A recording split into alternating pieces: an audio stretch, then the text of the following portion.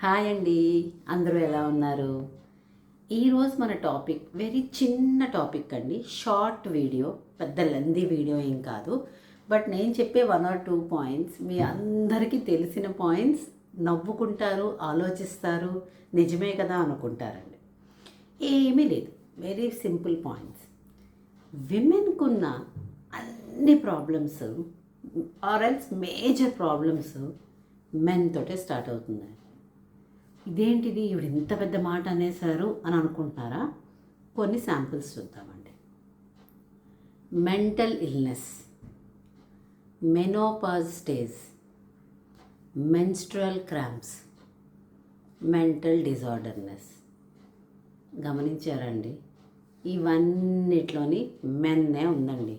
Men తోటే start అవుతుంది. అంటే విమెన్కున్న అన్ని ప్రాబ్లమ్స్ మెన్ తోటే స్టార్ట్.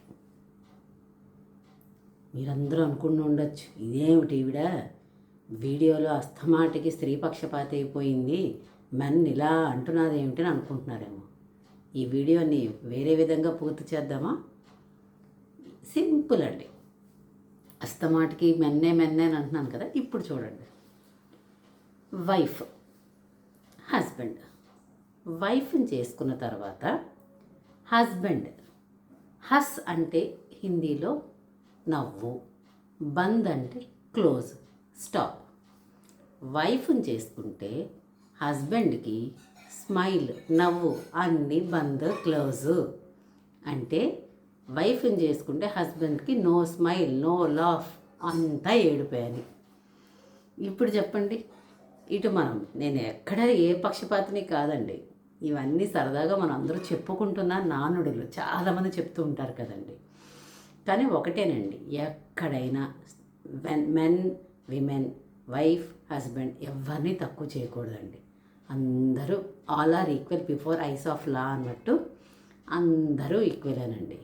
కాకపోతే ఇలాంటివన్నీ డిస్కస్ చేసుకుంటున్నప్పుడు మనకి రోజుల తరబడి, సంవత్సరాల తరబడి పుస్తకాలు జీవితకాలం పడతాయండి ఇలాంటి పాయింట్స్, జోక్స్, కామెడీ బిట్స్ అన్నీ చెప్పుకోవడానికి. అయినా కూడా అల్టిమేట్గా చెప్పేది ఏంటి అని అంటే, ఆల్ ఆర్ ఈక్వల్. ఎవరిని తక్కువ చేయొద్దు. వైఫ్ అండ్ హస్బెండ్ రిలేషన్ అయినా, మెన్ అండ్ విమెన్ లైఫ్ అయినా కూడా సజావుగా సాగిపోతూ ఎటువంటి పొరపచ్చాలు లేకుండా ఉంటే అన్నీ హ్యాపీగానే ఉంటాయండి.